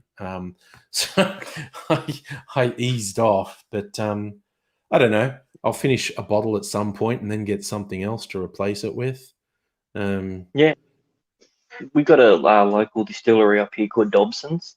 And they've, as I said, they've gone international here, ended up getting a few awards, and he's actually started to move into other alcohols at the moment. And he was actually one of the first ones when COVID hit to change part of his distillery into producing gels and everything. Yeah. Nice. And unfortunately, the first lot that he did, because he only had the bottles, it was in a brown bottle, so it did kind of look like an alcoholic beverage. But this is not for consumption was written all over it and everything. But I mean, yeah, he did that, and he wasn't selling it; he was just giving them away. Oh, that's nice. Yeah. Yeah. He was my mentor in film school. He was a cinematographer on Moulin Rouge. Ooh. So yeah. So no, it's good. Like he changed he had Meniere's disease, so he couldn't fly anymore. It affected ear and ear, and so going in planes and everything. And so he took his love for film and cinematography and put it into distillery. Nice. A little town in regional New South Wales, and he's won all these awards and shipping stuff all the way over to Sweden and everywhere else, weekly. Oh, excellent. That's great. And there are so many. I think Kirsten's told me there's. There's a lot of different distilleries and different awards and different. Yeah. well into the hundreds of distilleries across Australia. But hey, support local. See, then you're not an alky, you're patriotic and supporting local business. So I mean, he has a lot of stuff, and I just want to do a thorough test because I don't want to recommend anything that I haven't tried at least half a dozen times. see, that's just thorough. That's just thorough, Yeah. mate. But that's a fine attitude to have. You want to really be sure of what you're endorsing. I haven't tried any of his scotches yet. They're a little bit more on the pricier side, though. Yeah, because okay, Scotch takes longer to produce, is naturally more expensive, and there's one thing I realized. Like, there's a Facebook group. Kirsten and I are both on, called Steve the Bartender's Cocktail Crew. Steve the Bartender is a YouTube channel. He's the biggest, by far, he's the biggest cocktail channel based in Australia, and he's probably in the top 5 worldwide. He seems like a good guy, and it's a good group. And someone's posting a picture. That there's a super rare bottle of alcohol of Scotch going. It's like 75-year-old Scotch, and was expected to sell for hundreds of thousands of dollars. And I felt like saying, and I did actually say, remember, it's not better than other whiskies, it's just rarer, because it's not 100 times better than something that costs 100 times more. Than it's just rarer. And someone else pointed out, but there's also the cost of producing it, because okay, the minimum you have to age whiskey for is 3 years. But if this barrel or these barrels are sitting there for 75 years, you could have made like 25 for each one of these bottles. You could have made 25 bottles. So it's actually costing you an enormous amount to age this whiskey. And as Kirsten pointed out, yes, it's not actually Scotch if it's in Australia, it's whiskey. And I hadn't thought of that. But aging something for 75 years costs you a fortune. I just subscribe to Steve the Bartender. There we go. Oh, yeah. No, Steve the Bartender is really good. That's right. When you said Steve the Bartender, I'm like, Crew is a lot of fun. That's what my my mentor, Steve Dobson, his name's Steve, and he has a YouTube channel. I'm like, did he change his name? I was just like, it can't be the same person, surely. But it's not. So it's not. He's in South Australia. I think he's in Adelaide. But yeah, no, he's has a good YouTube channel. It's a good Facebook group. Everyone's always, they'll post either, oh, this is what I'm making, or, oh, look, I got this wacky bottle of something. What should I do with it? So it's always fun to see sort of what people are doing and getting ideas from people. Ooh, Jeremy's doing Japanese whiskey. I still have, I'm sure I've tasted Japanese whiskey at some point, but I haven't done it seriously. Yeah, at some point, I reckon, there's actually a whiskey bar in Melbourne. I could probably do some tastings of, and that might be a way to do it rather than committing to a whole bottle that I might end up thinking is not worth it. Maybe doing a tasting of Japanese whiskies, because they get pretty obsessive, the Japanese, when they do something, and they get very meticulous about it. Well, I mean, you look at the way that as soon as Australia had the #1 Wagyu beef in the world, a year later, Japan had absolutely destroyed it. Personally, I think, it's like, oh, no, we'd been too complacent. We were just assuming we were the best, and someone somewhere else worked really hard at it and showed us up. Come on, work hard, boys, and get back on top. That's right, Abigail. There's a whiskey bar just across the road. We'll do that. That's an excuse for a social outing. At some point, we'll do the whiskey bar across the road from your place. If they have the Japanese one, let us know how it goes. Yeah. So, Jeremy, you find Japanese whiskey is a peat whiskey, very distinct. Yeah, I would be surprised if the Japanese used peat, honestly. You don't. I think some, and Kirsten could answer this. I think some makers in Australia import peat to make a peated whiskey, but most Australian whiskies won't be peated because you don't get peat in Australia. Kirsten saying whiskey and Almond have the largest Japanese whiskey offering in Australia. Well, put that in the book. And hello, Toby. Yeah. So, Jeremy, you think the Japanese whiskey is smooth and harsh? That's interesting because they do. Of course, the Japanese do everything. They do gins, they do whiskeys, they do whatever. I mean, there's a bottle shop I like in the city that has a lot of really obscure stuff, and they had Italian whiskeys, and I was looking at them, going, oh, that looks interesting. And the person going, oh no, these are really good. They don't have much of a reputation, Italian whiskeys, but these are really good. So I don't know. So, Kirsten, where are these bars you're talking about? The Elysian Whiskey Bar. Kevin and Yao are lovely and wonderful. So, yes, I probably don't need more places to go out and get drunk at. But, yeah, what are we going to do? Well, when you can go out, you might as well, because who knows how long it's going to be before they put down another lockdown. Yeah, I mean, we get the scares every now and then, and anyone who's survived through the hard times deserves a bit of support, quite honestly. It was so funny when I was ordering booze online during the tough times. I collected the various ones who put cards in and said, thanks for your support. I've got a whole bunch of cards from Australian distillers saying, thanks for your support. So I've got all these handwritten cards that come from different distilleries. Well, especially that time when, they're not thinking people can do it, though. One of the side effects that people, I don't know if they didn't foresee it or anything, but alcohol consumption had quadrupled. I know in the States, I'm not too sure how it went in Australia, but I know in the States it definitely went through the roof. Yeah. Abigail, the Elysian Whiskey Bar is the one that is across. Okay, well, we clearly have to go and say, Kirsten told us, Kevin and Yao, that you are lovely and wonderful and we should come and see you. And then they might give us an extra drink. Who knows? So it's kind of like when I went to the distillery at Geelong, recommended by Kirsten. They're all very excited when I said, "Oh, Kirsten sent me here." And I mean, the woman who does the distilling, she's a molecular biologist, like she's a scientist, and she's just applied that to distilling, which I think is awesome. I was summoned here by the Queen. Yeah. I just love the idea that scientists are going, you know what I could use my science knowledge for?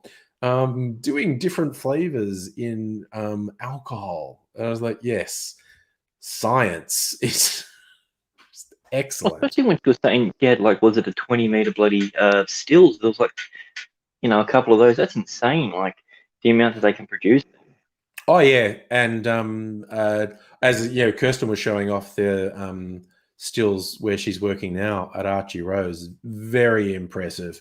Because it's funny if you get a little home still, it's the same design as the commercial ones. The commercial ones are just friggin' huge.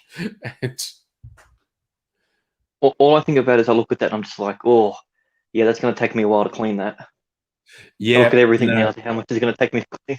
And especially something like that, you need to get it spotless and sanitized. Yes, I imagine the cleaning process is really intense in those, actually. As Kirsten was telling me before about the Mardi Gras cocktails that Archie Rose is doing, the pre-bottled one, which I think is hilarious. They've done two. One's called X on the Beach, which is their version of a Sex on the Beach. And the other ones are called Big Daddy, which I think is very classy. Apparently, the Big Daddy is fruity with bright strawberry, tart mandarin, and juicy summer citrus because Daddy can be all three. And it's gin-based. So it's a fruity gin-based cocktail. And X on the Beach is white peach, passion fruit, blueberry, and gin. And yeah, the X on the Beach is blue and the Big Daddy is very sort of orangey red. Classy. I like it. Oh, holy shit. You want a cleaning story, Grant? Kirsten's saying at the distillery they use 3,000 liters of cleaning chemicals a week. So, goddamn. Oh, okay. So, sorry, and also going back to the Elysian Whiskey Bar, which is across the road from Abigail, so we're definitely going to visit there at some point. They won Icons of Whiskey Bar of the Year. Oh, we absolutely have to go. Although we're kind of booked up. We're going to some distilleries next week. Next time we need an outing. I think Abigail, when because Nettie was sort of saying she was going crazy and needed an outing, and we're having one this week. We have one a bit later. I think, over your neck of the woods, and we'll visit the whiskey bar. That seems like a thing to do on a Saturday afternoon. Maybe we'll have to see what time they're open. This might be my ignorance being from the country. But what's the difference between a whiskey bar and a regular bar? It basically only serves whiskey. Only serves whiskey. Okay. Yeah. They may possibly have something else, but I know of one in the city. They just serve whiskey. Whiskey bars, like, we've got a couple hundred whiskeys for you to choose from. I know there's an American guy I knew from the internet was in Melbourne for a convention, and he just said, "Hey, I'm actually here. Do you actually want to catch up in real life?" Which was fun. We caught up and talked. And the bar of the hotel he was staying in the city, it was a full bar, but they specialized in whiskey. They had over 200 whiskeys. But then they also had, with the other spirits, they had more than 100 other things. But Kirsten's saying Elysian has 350 whiskeys and about 6 gins and maybe 1 vodka. Well, I mean, I'm interested in that vodka, because you've got all that stuff, and they've picked 1 vodka. It has to be a good vodka then. You'd think so, wouldn't you? Yeah. You go in there and it's Smirnoff, and you're like, oh, okay, never mind. Yes, I thought maybe. So the Elysian Whiskey Bar tasting events. So they have tasting events. Is it just generally open, or do you have to book? We have to look into that. They have private functions and tasting events. Fill in the form below for inquiries. Okay, that's fine. I might just hit up their bloody Facebook page at some place and say, "Hey, can we just rock up, or do we have to book?" Abigail, oh yes, Abigail being a vodka fan, if they've narrowed it down to 1 very good vodka, she's definitely having a shot of that vodka. Jeremy, it depends on the vodka. You're saying you can't drink vodka straight like a Russian. It's just not possible. It depends on the vodka, and it depends on your taste. Like that thing I showed earlier that I'd made with the coconut, that was just Smirnoff, because I thought, okay, I'm just flavoring this, so I don't need to buy a particularly good vodka because I'm going to flavor it. But the Crystal Head vodka, the one that comes in a skull decanter, which I fully admit I bought because I wanted the skull decanter. The Dan Aykroyd makes that. Yeah, the Dan Aykroyd owns it, or he promotes it. It's a good drinking vodka. Like, it's really smooth, and so there is actually quite a bit of difference between different vodkas. And what was interesting, I read a little article recently about potato vodkas, because most vodka isn't actually made from potato. I don't know about you, but I had this idea at one point that all vodka was potato based, and actually not much vodka is potato based. Most of it's grain based. But apparently potato vodkas have a completely different consistency. Like, they're slightly more viscousy. It kind of it feels different in your mouth. And since reading that, I've wanted to find a good quality potato vodka to try. But I'm not that up on vodkas. But yes, Abigail, if we go to the Elysian and they truly have 1 vodka, we'll have to ask them about it. And yes, I completely understand you being a vodka drinker, want to have their recommended vodka. But yeah. I mean, I'm not a vodka drinker, but that would be what I would always gonna. No, we only stock 1 vodka. I'm like, what is it? Yeah, so like exactly. If they said we only have 1 tequila, I'm like, all right, give me a shot. Oh yeah, okay, Kirsten, you're backing up. Potato vodka is thicker, like more viscous than grain-based vodka, and the vast majority of vodkas you buy are grain-based. And I didn't know that. I only discovered that really recently. There's this article talking about how potato vodka is thicker. Oh, there you go. An Australian one from Kirsten. Hellfire Bluff from Tasmania makes potato vodka. And with a name like that, you'd kind of have to be into it. Now I need to look them up. Hellfire. Hellfire Bluff Distillery in Boomer Bay in Tasmania. Boomer Bay. I know, right? That's unfortunate, really. Incredible spirits, handcrafted with passion. And the picture on their website, I'll share it. It kind of looks like a Harry Potter picture. Share screen. Chrome tab. Hellfire. So, I mean, that kind of looks like Harry Potter, that picture on their website. Discover more. What products do they have? Gin, coffee liqueur, limoncello, gin, slow gin. There you go. Oh, relatively good prices on their gins as well. There you go. So, London Dry Gin, coffee liqueur. Don't mind the design of it either. It's quite appealing.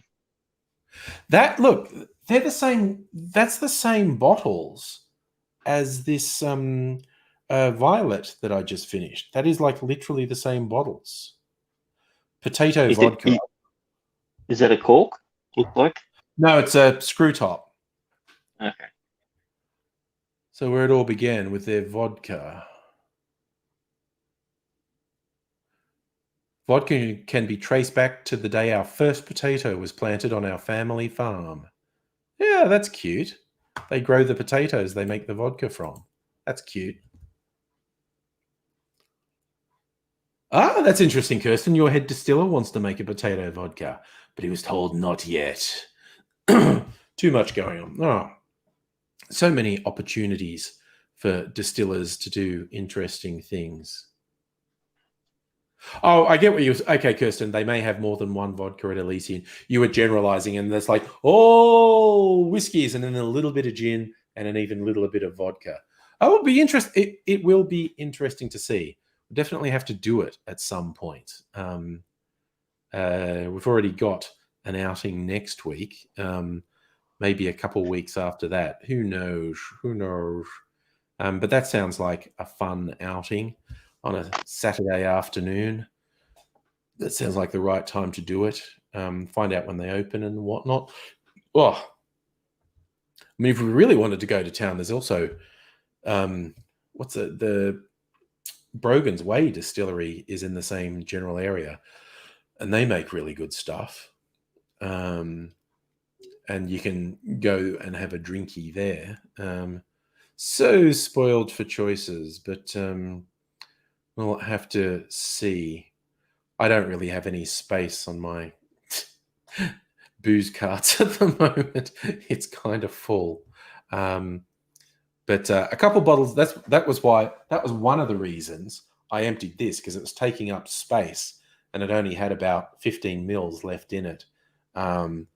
So I've emptied that. So there's space for one bottle because I emptied that. But there's a couple of others that are getting a bit low, so I'll keep an eye on them. If they go, I can replace them. Mix them all into one angry cocktail, and then just... Ooh, that's not a bad idea. It was actually possibly a diabolical idea.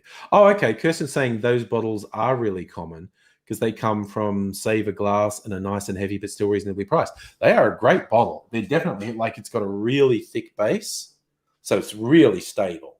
It's really good. And yeah, as I said, would be very good in hand-to-hand combat because you would fuck someone up if you hit them in the head with this. Same bottles a mate of mine turns them into lamps. Yeah. If I had a glass cutter that worked, I'd probably try and do a whole bunch. Because you can cut the top and use the top as a lampshade, use the bottom as a vase, or this would be if you cut the top of this, that would be a very sturdy drinking glass. It would hold close to a pint. Get a handle around there, and you got yourself your own stein. Yeah, well, it'd hold. I reckon if you cut it off here, it would hold close to a pint. So, and and it feels really good in the hand. Actually, I bet with a drink in it, it'd be really fucking heavy. Actually, I was just thinking, holding it like this. I'm not an alcoholic. I'm working out. Yes, Feel how heavy that is. It's exercise. Oh, Raiders, you did more detail looking than me. Elysian opens 4:30 p.m. on Saturday. Well, that sounds good. Jeremy, are there places that make old-style ales? You finished watching Vikings and wanted to know what the ale they used to drink. Was it bit of internet searching would probably find you. Again, one I refer to a lot, How to Drink, the YouTube channel How to Drink. Greg actually did a thing on Vikings recently. So if you're interested in that, I'd go look up his thing on Vikings, and because he talked about ale and mead and whatnot, and what's on the market now that approximates best the type of things Vikings would have actually drunk. So that would be a good starting point, actually. Get your Viking on. But I'm not a beer drinker, so that's not something I really know anything at all about. But as I said, there's a lot of distillers, there's a lot of brewers as well. And you would probably be able to find a brewer who said they were making something in a very traditional style. But I've tried mead as well, and I don't know, not that into it. It's just kind of, it's like a honey. Yeah, it's quite sweet. It's a honey, fermented honey. It's like a honey wine. I think the closest that is in classification is actually a wine. Again, hardly an expert in this field because it's not a spirit. It's not as strong as a spirit, and it's not really in the style of a beer. I think it's closest to a wine. It's like a honey wine. But Kirsten, of course, there's more brewers than distillers. They pay less tax, so it's easier to make a profit on beer than on spirits. And plus, that tends to be a passion thing. I remember reading a while back, like in about 20 years ago, there was a real explosion of boutique brewers, and it was doing the heads in of the big brewers because these little boutique brewers were making some inroads, but they weren't really that obsessed about profit. Like there was all this passion project for people. Like, I want to make my own beer and get my own beer out. So they weren't as focused on profit as the big brewers, and the big brewers were having to cut their price and so reduce their profit just to compete with these little independent brewers who weren't particularly fixated on profit, which was a bit wild, I thought. But, that's the trouble. If hobbyists get into your field, in your professional field, if it becomes popular with hobbyists, that can make your life really difficult because their main drive isn't making money. Just ask Wall Street with GameStop. Although what was funny is like more of the information came out about that. Apparently, quite a lot of brokers and other rich folk saw what was happening and they cashed in on it and just went, oh, so these guys have decided to fuck that hedge fund.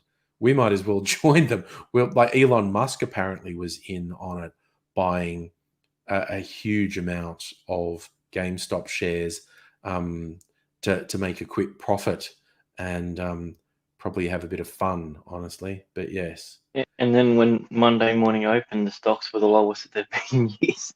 Yes, that's the thing. It's, when it's speculation and it's not actually based on the value of the company, it's going to be super volatile.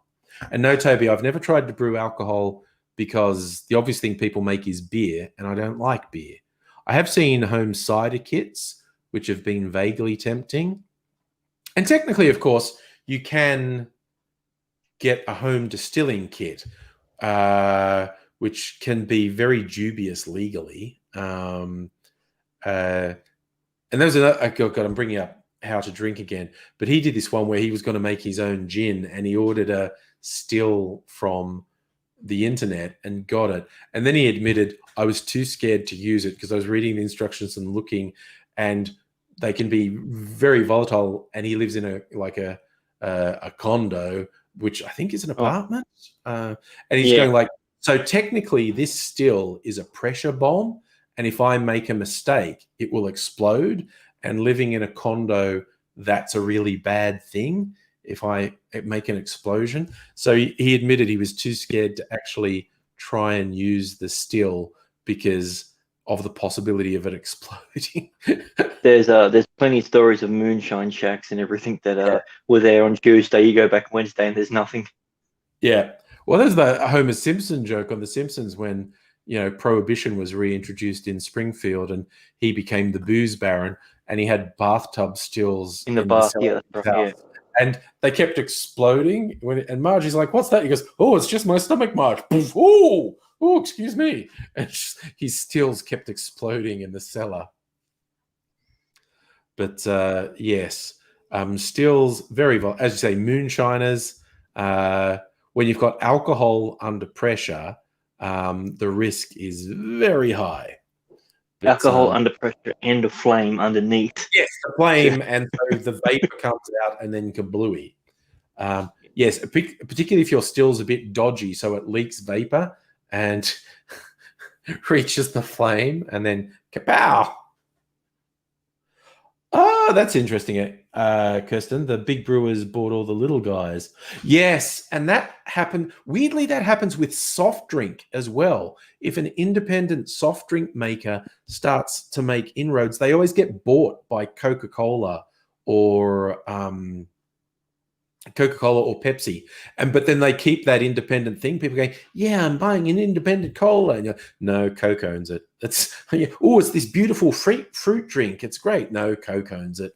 And it's just like, Abigail, "Oh, you distilled ethanol in high school, Abigail. It's not that hard to blow up, but don't use a flame, use a heating element."